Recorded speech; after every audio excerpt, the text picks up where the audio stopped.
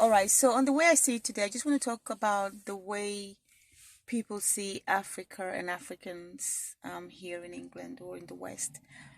And it doesn't matter even if they're white or black, grew up, so long as they grew up in the West and have a Western mindset, um, they tend to see Africans as inferior or think that all Africans are poor. And then they want you as an African, or me as an African, this is from experience, to act in a way that differs to them, to their idea of superiority and who I am and where I'm from. And you have to ask the question and say, in fact, I understand it.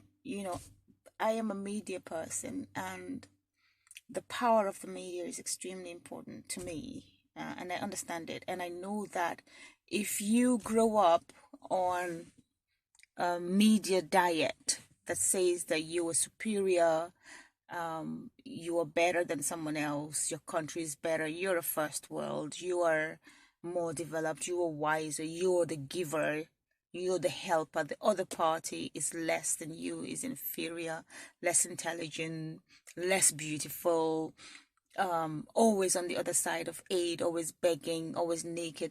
If you grow up on that diet, there is no way that you would have a mindset contrary to being, superior, to feeling superior. So I understand it, and I'm not blaming you. And I understand the biases, conscious and unconscious, that will cause, right? Because it's what you've been fed, it's what you know, and it's what you're used to, and it's automatically what you would kind of like defer to.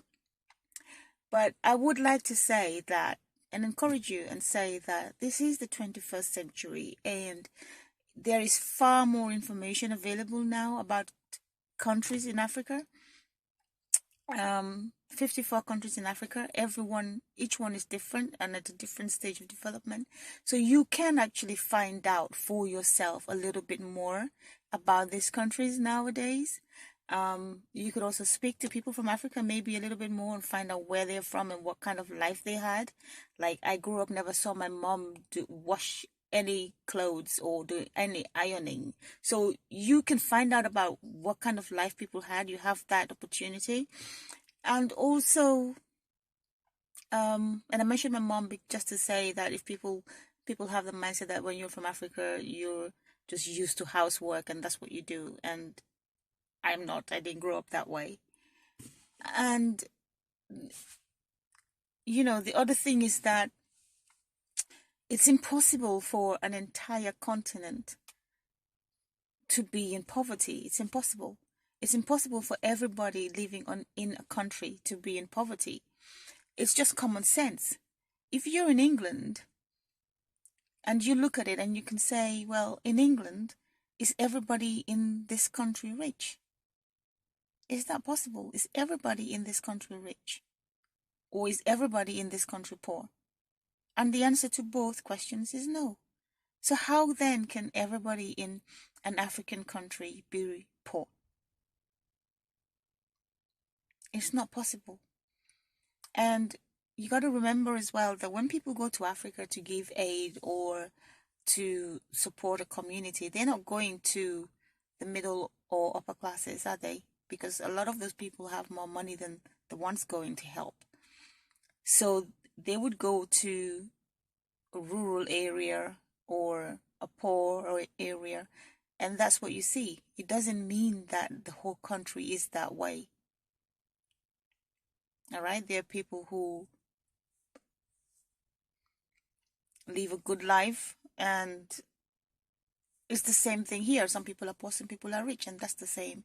So for you to have that single broom where you just sweep every African with it and think that because you saw videos of all these children running for sweets and naked, that every African is that way and is going to defer to you in that way, where you feel that you can act superior to them, you're going to get into trouble, because not every African has that experience. I remember growing up as a child, you're not allowed to, if you were a white person and you came to my house or my area and you were giving out sweets, I wouldn't take it, because the way I was brought up was you don't take food, sweets, anything from people who are not your immediate close family. So even my neighbor or someone that I would know, if my mother hasn't given me approval to eat at their house or take food from them, I won't take it. So I won't be one of those children coming to you for your sweets. So how then am I to relate to you in a way that differs to you as the sweet giver? So I just encourage you to just be more open-minded. Know that the world is not singular. It's not just one brush stroke and everything is the same. And it reminds me of I went to Ghana just as COVID was ending, and as we were landing, there was these two English girls behind me, and very loudly the girl was saying, "Oh, look at all these lights! Oh, I can't believe this place has so many lights for an African country. For an African, I can't believe it.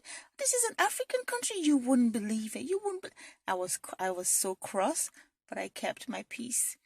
And then we got into the airport, and there was a lot of COVID like stops and checkings and stuff. It was irritating, but I'm in their country, so I obey their rules, because when I come to England, I obey the rules here. So they kept complaining and and I just kept quiet. And then they were saying, "Oh, why do we have to so many stops? Why do we have?" And they were talking really loudly. Like, why do you want everybody to hear you? What kind of entitlement and arrogance was that? And then we got to the lift. We got into a lift to go somewhere, and the two girls came into the lift, and I was like, "Oh my gosh." I'm already quite irritated by their comments. And then they said, "Oh, do you think there's going to be any more COVID checks? Because we've had so many already." And it was me and another Ghanaian guy were in the lift, and both of us kept quiet. I don't know, he chose to keep quiet, but I just knew that I was irritated, so I wasn't going to speak. And then they said they just wouldn't let go. And then she said, "Oh, well, look, they won't even answer you. They can't even answer you." And that really got me now. And I said, "It's not that I can't answer you. It's just I'm choosing not to answer you." And I said, "You're in someone's country, and you're being so arrogant and not wanting to obey the rules. If the rules are that you have to have 10 stops for your COVID check, that's what you do. You don't start screaming, and then the lift opened, and I scolded them and walked off, and then they were upset. But why would you go and behave that way? Because you go with a sense of entitlement, because all your images is being telling you that you're better, that you're prettier, that you're smarter, that you're richer, that you're better than, and so you go there and you behave in that way. And then unfortunately for you, you come across Nana Oguntola who will tell you off. And then you get upset. So once again, educate yourself a little bit more, because a whole country cannot be waiting on you to save them. All right? There are millions of people who don't need any help. If everybody in England is not rich, everybody in Africa is not poor. It's just common sense. Just work it out. And don't expect everybody to defer to you because they're from Africa. Okay, for me, the people around me growing up in Africa were all black women. That was success to me. To me, was women. When leadership of blacks, what I was used. So I can't come here and then, I don't know, act less because someone believes that they're superior. And don't make a mistake. I went to a shop, House of Fraser sometimes. So I'm really happy that House of Fraser had to leave Milton Keynes. They're horrible, very biased, racist. I said it. And they didn't behave properly towards me, very racist. And this woman then got into an argument with me. And she actually said to me, "I've got this." She was white. She says, "I've got this." And I was like, "You've got what? You got your skin color?" And I said, "Well, if all you have is your skin color, if that's all there is to you, about you, and it's all that makes you you, then you are really lacking. You are really lacking. There has to be more to you than just this. Who are you? What do you do? How do you impact others? What's the difference you're making? Who are you? All right. And that's the way I see it today. Just educate yourselves. All right. Or just treat people with respect, I suppose. All right. Have a good one. Really sunny here in Milton Keynes today. Very nice.